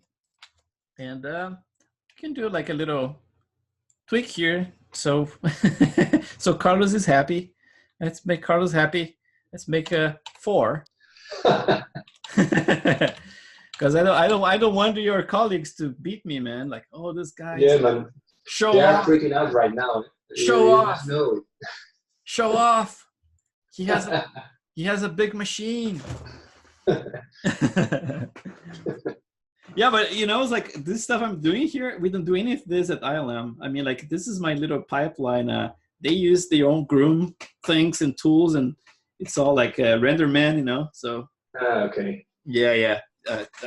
This is like, I'm kind of like Eric Cartman here, right? Like, whatever, I do what I want, right? But yeah, because I'm like, yeah, totally not like having to pay attention to certain things. But let's see how fast this goes now. Look how noisy it is, man. Okay, that's how my renders look, you know. yeah. Now I know. So yeah, that's cool. It's gonna be a good starting point. I'm gonna be doing a lot of this stuff over the weekend. And then for the beard, I think the difference between what I'm doing here and then the beard is gonna be some guides, but maybe I'm not even gonna use the guides because it's so straight. You know, it's like there's those ones going in different directions, but I can actually modulate that. There's some around here. You can see there's some clumps happening, so probably adding some clumping, and I think I can tackle something similar just with without adding the guides, and then really saving the guides for the hair. So at least I don't feel like I'm teaching. I'm doing something that you guys are not seeing over the weekend, you know. But yeah, I think I'm gonna keep doing the beard the same way, just like without the guides for now. But yeah, let's see, 11:14. You guys have any questions about this stuff? I mean, like, I guess it's pretty straightforward so far, but anything really? I mean, let's see if we can get that. Let's put some teeth. This guy's like It's tricking me out without this teeth. Let's see if I can find the teeth. Oh, it's right there. I don't have anything named yet. This is a poly surface. It's a mess right now, but I'm gonna start naming soon. And then sometimes when you switch, for example, like you have something, you just like turned on a light that wasn't on before, or a light that was hidden, or a surface that was hidden. Sometimes Maya and Arnold have a hard time actually reloading them just automatically. So the best thing to do is just like go to render and just play, just press like update full scene. And then it normally loads everything, including textures and all. But in this case here, let's test without doing that and see if it can, if Maya is smart enough to just load. Yeah, it was good enough. He actually loaded the teeth as well. Yeah, I cannot wait to see him with the beard because it's such a characteristic kind of thing about this about the stand. It's like this kind of like a, you know, it's like he looks like a mole, right? With that hair, he looks like a mole, like Uncle Faster or something. But once I have the hair going on, then I think it's going to start selling more the likeness. You know, he has this very interesting, like his eyelashes too. They are very dark. Like he's an old dude here, but his eyelashes are very black, and he almost like adds you know, length to the eyes. You know, it's like it almost like looks like his eyes are a bit wider because it really you know, it's like following the upper eyelids, so it adds that little almost like feminine kind of thing, right? Both me and my sons, we have this. I mean, like we have very long eyelashes, so you kind of have a little bit of a feminine kind of thing. My kid, he's like 5 years old. He has this beautiful feminine eyes because the eyelashes are so long. Yeah. So I'm gonna be adding that probably. But like I said, I'm not gonna do anything without showing you guys. So I might do some tests over the weekend, and if it really works, then I can just like redo it during class, just to show like what kind of settings and what kind of, you know, guides I added for it and everything. And then definitely gonna be adding some eyebrows. I think I'm gonna do this during the weekend. I'm gonna concentrate more on the grooming. I'm gonna do it, post some stuff so you guys can see it. But then actually in class, maybe like either redo entirely or just show the layers the way I have in the settings I have so you can actually see everything. Either way. But yeah, let's see what we got here. Oops. Yeah, I started to add something there. This is still pretty long. I mean, like I'm gonna have to stop it right there. And then this is gonna have to blend with the beard. I might keep it the way it is and just like use this as a blend thing and then really thicken this area here a little bit more as I go. But I really need to make them overall more white. Let's try to do that since we have some time. It seems I'm just yapping. Let's go to goatee. Oops, stop. Let's go to stand mustache. And let's try to find out what's causing the whiteness in there. Because we need to actually create a little bit more of spottiness, right? Like between the whites and the blacks. So ratio here, it's 0.75. It's not gonna do it too much. Let's see, frequency radio. It's so small right now, it's hard to see. So let's just memorize the frequency at 63. So that's my noise right there. Now I can see it. 63. So let's see my ratio.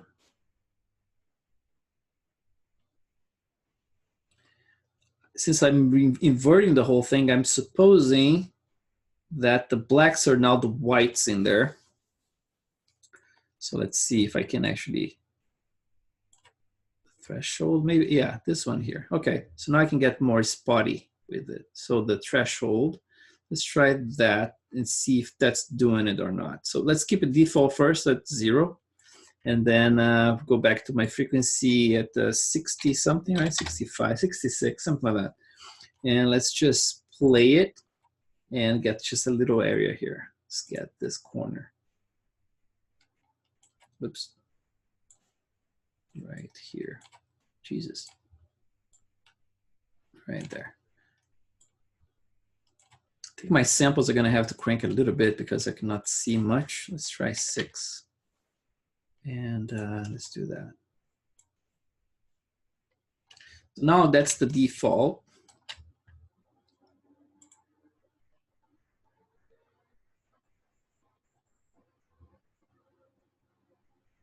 It's running quite much faster now. So let's try to tweak that. That's the skin. I don't need the skin. I need the actual mustache. So I see that's still pretty black. I need more dominant white. So let's try the threshold here and see if I go slow. I go lower.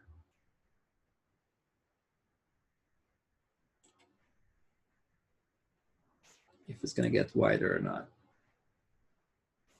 I'm at 0 right now. Let's see what happens.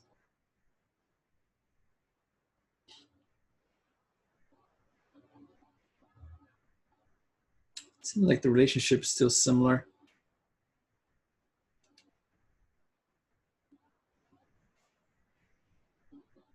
Let's reverse it again. Let's try with the invert. And now I can actually see what's going on. I have my alpha gain at, okay, this one is gonna really add blackness to it. The invert, still, that's interesting. Yeah, I'm gonna have to play with those values. I have everything set for my other characters, so I don't even remember what I did. But let's see here. It seems like more white now. But I want to make sure. Yeah, even if I go like almost completely white in here, I have just enough variation, but mostly white. I can still do that thing that I mentioned to Lee, you know, just like manually placing the blacks just to make sure that I have like a precision thing, you know, it's like just get them picking through everything. So let's see if I keep it that way. Let's just, I noticed that's a little bit too thin still. So I'm gonna click this one. Let's make the mustache slightly thicker. I've got that one. Attribute editor and go back to here, shape. So let's crank to 18 here, just one more. And try that again. I think it looks more like Stan if it's completely white than, you know, if it's mostly black. So I'm gonna keep it completely white, and then I'm just gonna mix the blacks in between. So I can create basically like two shaders. One is gonna be like this whitish one that's gonna be covering most of his face, I believe. So let's see, not this one, where is it? Right here. So like if you look at his beard around here, it's mostly white. So it's not like you're gonna try to find a sweet spot that are gonna find just like, get like one black every like, you know, 10 centimeters or something like that. So I'm gonna keep it like mostly white, and I'm really gonna pepper it with a different shader. I think that's what I'm gonna do. So I can actually have more control for that, especially in this area here. It seems like he has much more blacks underneath. So yeah, something like that. And even the length can be longer as well, I can tell. Shave a little bit more of this area here. Is actually coming all the way from underneath. So I have to shave it, that entire area, remove some of those hairs. But yeah, I think it's gonna start working better. Man, I think it's because of my model is smaller. I'm finding out that I have to make the scale a little thicker. So let's try 0.20, see if it helps. Or if it's too thick.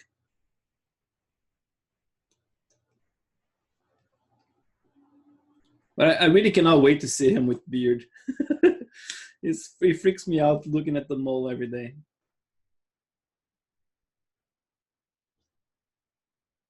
Yeah, it's gonna look better, a little thicker, I think. Although now it's low samples here, it's hard for me to judge. Thanks very much, Carlos. All right. You're welcome, man. We'll go back to my 10 and 3 here, man. Let's see what happens. I love how Stan looks right now, to be honest, with only the mustache and that kind of goatee, you know. It looks like, as you said, as like a Mexican, and it's really, really fun. I was telling right now to Paloma. Yeah, it's funny, like for Rick Baker, right? I have everything separate as well. So sometimes I just remove everything, keep just the mustache, and then he looks like totally Mexican, a Mexican Rick Baker. For me, I don't know if I'm going to do Aldo with that kind of goatee. You know, he sometimes use that kind of goatee, but I don't know what I'm going to do, to be honest, because since next week we are starting also the Eudal de Juana workshop. You know, we are going to be really busy. Yeah, man, you guys are going to be busy. For how long is your workshop? No, it's just a week. We need to move to Girona. Is it like in a university or something? No, they have like a studio in a small town close to Barcelona. It's called Girona. And it's like staying like I don't know, it's like an internship or something like that. You stay there and you sculpt for a week non-stop. So it's going to be fun. Yeah, your ad is pretty cool, man. Like the different sides of both of you guys, right? Like more the anatomy stuff and more the character stuff. It's really cool. Yeah. We will make pictures, and I know that we are going to at least me, I'm going to do something shitty because I haven't touched traditional sculpture since the university, you know. So it's going to be fun. Yeah, but you guys gonna be doing like mostly traditional stuff, or? Yeah, it's only traditional stuff. Oh, really? Yeah. It's everything with it's clay, I think. It's clay in real size? Yeah, no. I think it's. I don't know if it's real size, but it's. Oh, just a minute. You guys are talking about the workshop you're gonna be doing with that amazing sculptor, right? Yeah. I thought you were talking about your own workshop, the ones you guys are teaching. No. Yeah.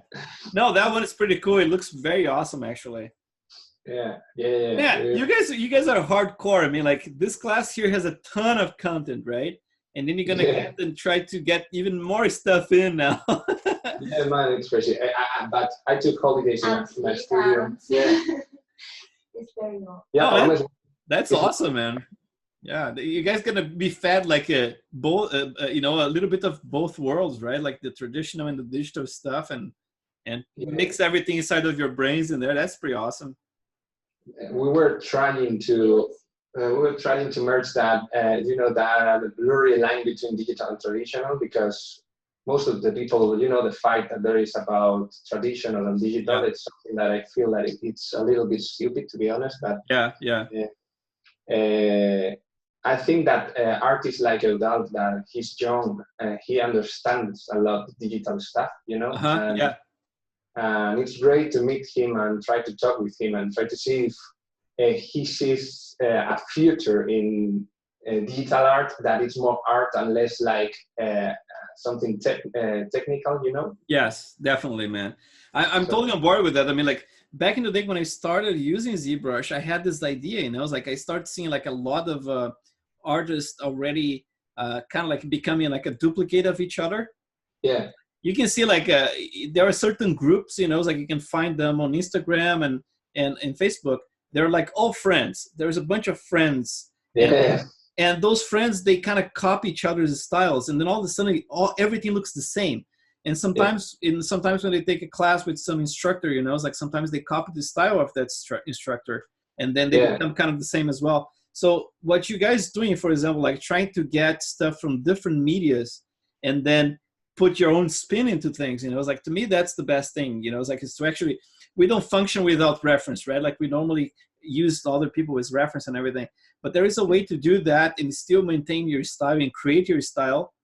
And I mean, like this only comes with people who actually can see things, right? And people with talent like you guys, for example, you can see when things are being copied and when things are being like really interpreted, right? So it's really cool, man. It's really important, this whole movement about like having this interchange, it's like when I first started on Instagram, I think one thing that I did that was pretty cool, it was kind of by accident, was to post all those clay looking renders. Yeah, we love it.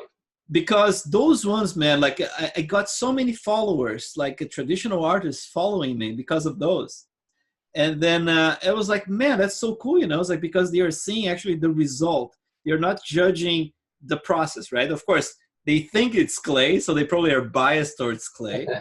But at the same time, like once they start following me, they never went away. I mean, like they could like, okay, this guy tricked me. Let me just. Yeah, man. But I absolutely love your realistic stuff, but for me, the stuff that blew my mind away was all your clay stuff because it looks so real. And I've seen it. I was talking with my partners in the studio, and when I saw them your clay stuff, they said, okay, but that's traditional work, and they have the eye to look at yeah, 3D and understand what's 3D, and even though they were like full about your yeah.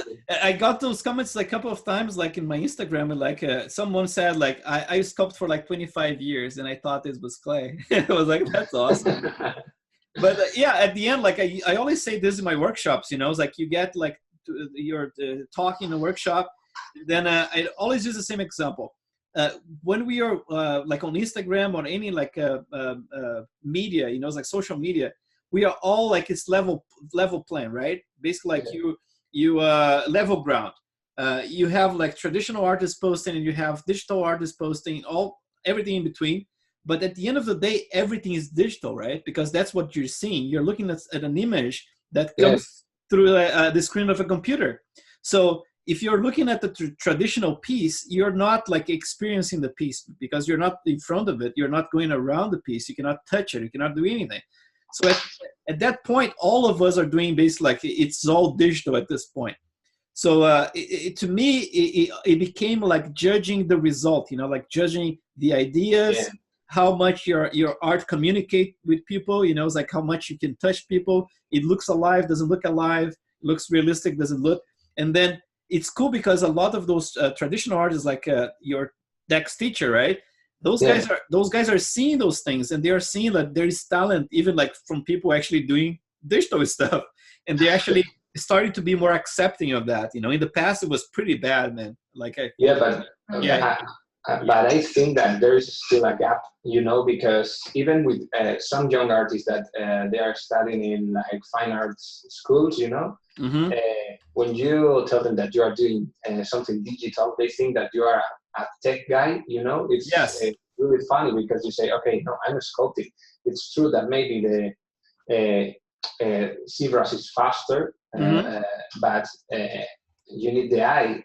It's not just a technique, you know. It's, I don't know, it's hard to make them believe that we are really sculpting, you know. Yeah, and I think that's important too. Like you know, it's like those things. I took almost like a mission, kind of like, you know, it's like try to open people's minds a little bit towards this.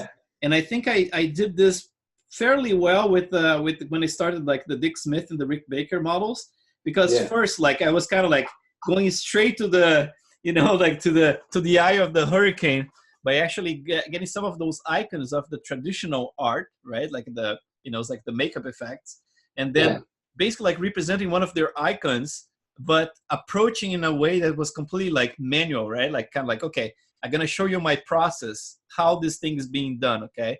And then I show like, okay, I'm placing pore by pore. I'm actually, you know, it's like doing all this. I'm painting the skin by hand because I want to make sure that my homage to this person is actually a worthy one. You know, it's like this guy did such an amazing job with traditional art that I cannot simply hack my way. You know, so it was kind of like a philosophical approach, right? Like, and at the same time to prove a point, of course. And then obviously when I started doing the Rick Baker portraits, and all of a sudden he reposts that in his own page and says like, check this out, this is really cool, this is my portrait, it looks just like me, you know.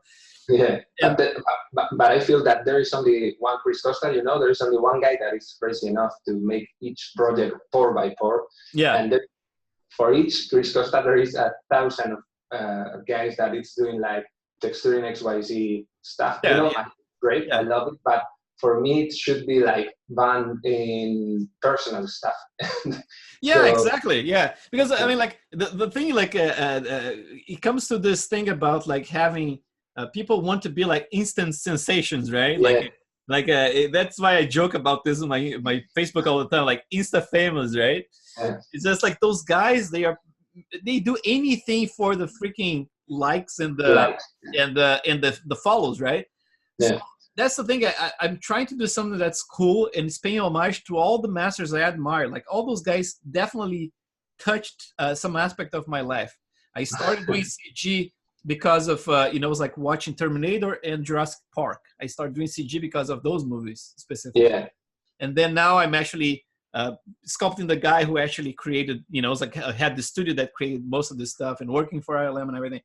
And then Rick Baker, because of the amazing stuff he always did for all those movies, like, the American Werewolf in London and everything. Those guys directly impacted my life. Giger, same thing, So I'm not going to go like all pop art all of a sudden, it's like in model like some Sonic just for the sake of getting the... But I mean, like from time to time, I find some faces which are very interesting faces. And then it might be like an actor that, although I'm not like going to support the actor or be a fanboy or something, maybe something in the structure of the face, it's like a Willem Dafoe, for example, right? Yeah. I mean, like he has a very peculiar face, but at the same time, I apparently already modeled him by accident. There is a caveman I made. That people keep saying, like, did you model Willem Dafoe? It's like, no, dude, what are you talking about? So let's see, caveman here, this guy. So, dude, it's like, it's basically him, especially the ZBrush stuff that I did. Let's see if I can find it here. But yeah, check this guy out. So I modeled this guy here. And like, oh, you modeled Willem Dafoe. Oh, yes. I was like, fuck, man, that was supposed to be a caveman. No, that's him. I was like, fuck. So, yeah. Man, I love this sculpture. When you uploaded it, was crazy. I love it. Thanks, man. Well, guys, I'm going to keep going with this stuff for a while, and I'm going to bite into the whole weekend working in the groom because I really want to see him with a beard. I think people are going to start recognizing him better. And I hope you guys, got a little breathing room yesterday. Just like not doing much here, just fixing some stuff to give you some room. And try to catch up if you can. If you can't, I mean, like you have all the videos just to support you guys. And again, like thank you for everything. And I'm enjoying the process very much so. And I'm excited about it. Thank you, Kris. Thank you, guys. Have a great one. Thank you, Kris. Good weekend, guys. Thank you. Bye. Thank you. Have a good night, Kris. You too.